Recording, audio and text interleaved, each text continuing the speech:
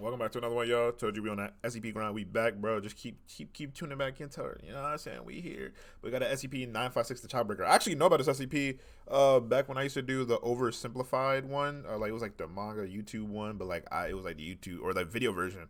I actually heard about this. I never thought they would actually animate this one. I think either they were running out of ideas or you know what I'm saying. But Dr. Bao just we did this one already. But yeah, Piñata 956 Childbreaker, bro. Let's get into it. Intro, cue. She wanna know where I be, she wanna know, yeah. Walking that bitch, designer all over my sleeve. Walking with slime, yeah. That nigga mad, cause she wanna leave with me. Shorty, she mine, yeah. I let her brag, I be fucking his bitch, she out her mind, yeah.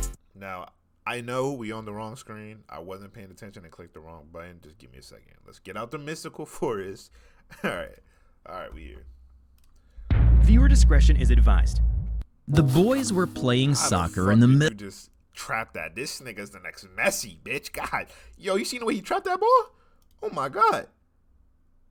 Bro, that control. The boys were playing soccer in the middle of the dirt road when one of them spotted a pink piñata in front of a nearby house that resembled something between a horse and a goat.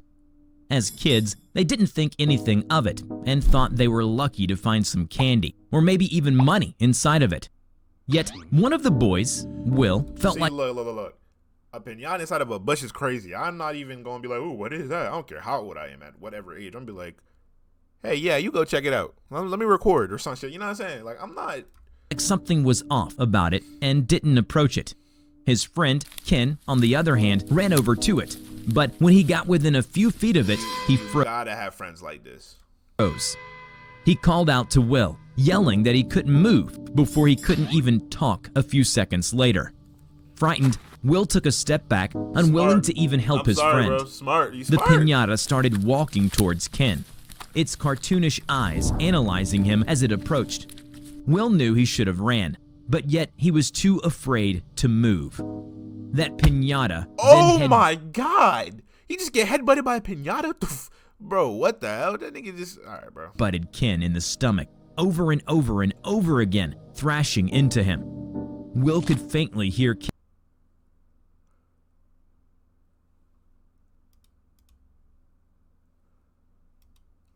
Are you serious right now? Completely frozen in fear. Then candy spurted out from Ken's body. Hundreds of pieces littered the ground as the demonic toy turned its eyes towards Will. Nigga, Will ain't no— he ran away and never looked back. He ran away and never looked back. No body was ever found. Hello everybody, I'm the Rubber. Today we bring you a SCP Foundation Euclid class object SCP-956. SCP-956, also known as Childbreaker, appears to be an extremely colorful piñata resembling a four-legged animal that is a cross between various species. However, after initial testing, 956 is anything but a papier-mâché toy meant to be broken. Foundation researchers determined that 956 was actually composed of glue, fur from an unknown creature, and most disturbingly, human tissue. Yikes, bro. Contrary to its appearance, 956 is completely immune to any type of blunt force trauma and crushing. You can't even squish it? Oh, nah, that's sturdy. That nigga's sturdy, bro. That's— do you know how much force you have to have within you to not get crushed by that? Like, I don't even know how to measure that amount of force right there, but that's— wow. Regardless of the amount of weight or force behind it, 956's physical integrity will not falter.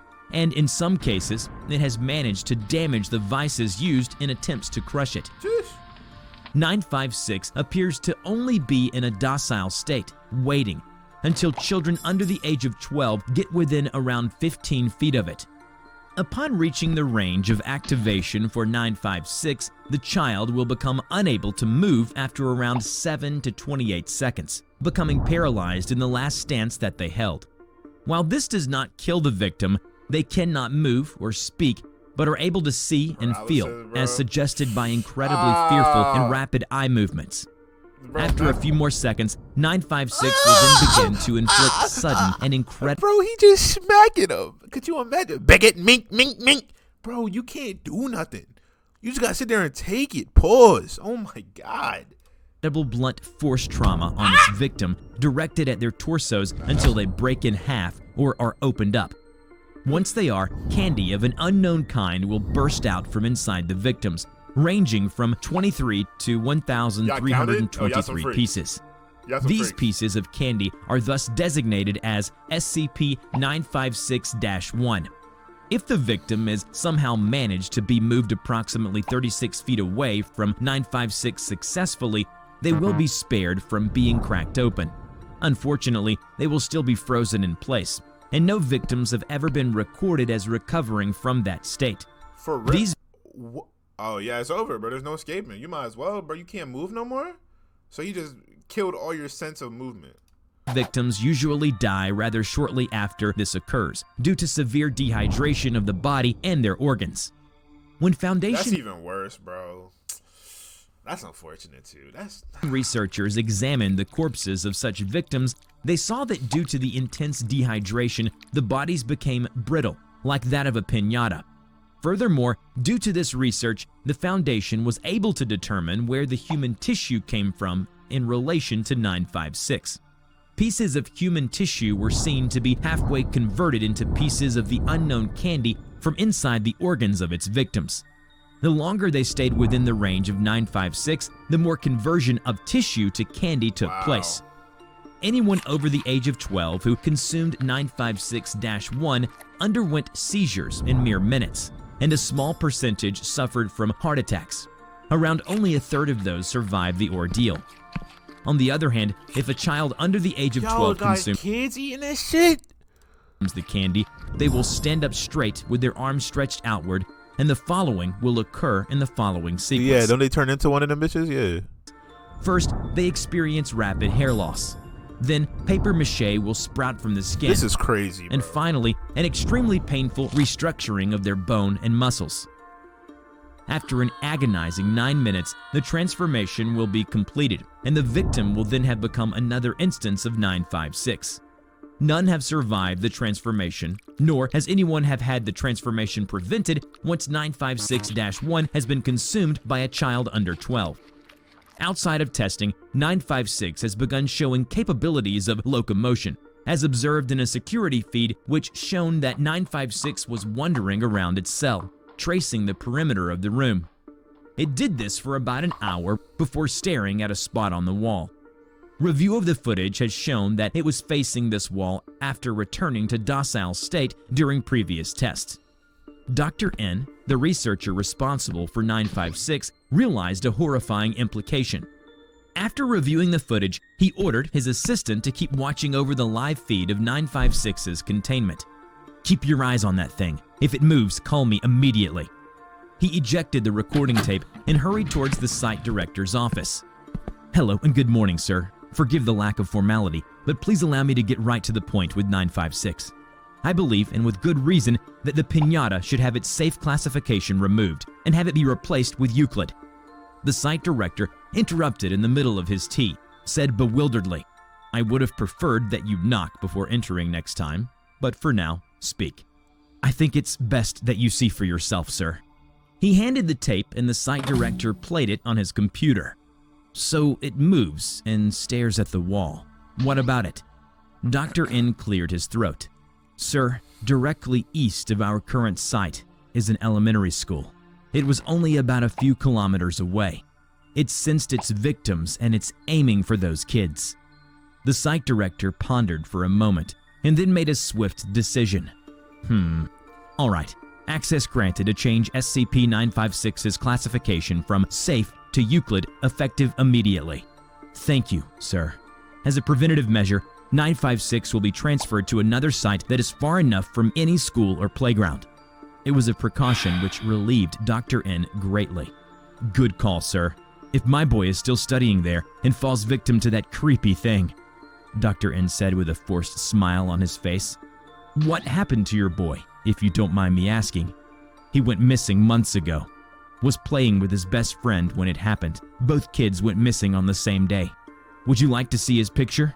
He wasn't really interested, but he thought it would provide Dr. N some comfort, so he said yes. No. He shuddered when he saw the picture.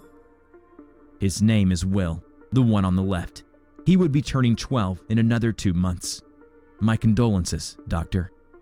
A few weeks later, after 956 was transferred to another Where's site, Will? no other incident has happened similarly so far. Regardless of its state of inactivity, researchers have begun routinely reviewing footage to determine if it will move and for what reason. Dr. N requested to meet the site director in his office one day. He walked into the office and threw down a folder on his desk. The site director flipped through the folder mindlessly. "What's all this?" A child under the age of 12 consumes the candy, they will stand up straight with their arms stretched outward, and the following will occur in the following sequence. First, they experience rapid hair loss. Then, paper mache will sprout from the skin. And finally, an extremely painful restructuring of their bone and muscles. We know this, okay? Yeah? What about it? How the hell do we know about this? What did we do that allowed us to find out the effect of those candies on a child? The site director took off his glasses, sighed, Will and ate rubbed one of at the his temple. Why would Will eat Answer one of the me. candies? And I thought you'd never find out. It was a few years ago when we heard about the piñata and went out to recover it. We got to the scene, but it was already too late for the other kid. Poor boy was killed by that damn piñata. We found your boy crying beside his friend. We took him back along with the SCP and the body of his friend. We detained Will for a few days for observation and would apply amnestic before sending him back. On the day of his release, he was sitting in the waiting room while procedures were underway. He was left alone there, and for some reason, some idiot who worked there had the funny idea of having a bowl full of those cursed candies on the desk. Any child wouldn't think twice to pluck one out without supervision, and he did. Are you fucking kidding me?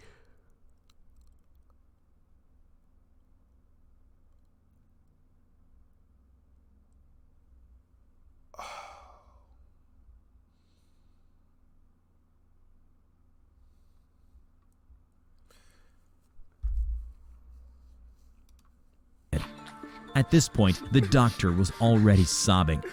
When we're back to the room, he was already contorting on the floor. It was the last stage before he turned. There was nothing we could have done. I'm sorry. Dr. N broke down. He took out the picture of his son and mourned at the desk.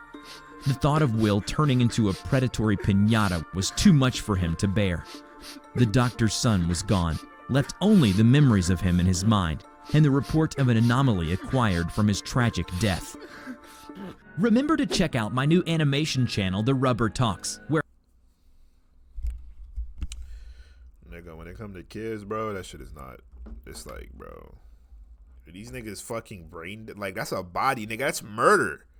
Yo, like, no, bro.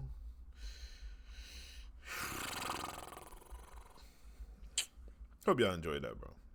Make sure you like, subscribe, all that, bro. It's just crazy, bro. Wow. I'll see you on the next one, bro.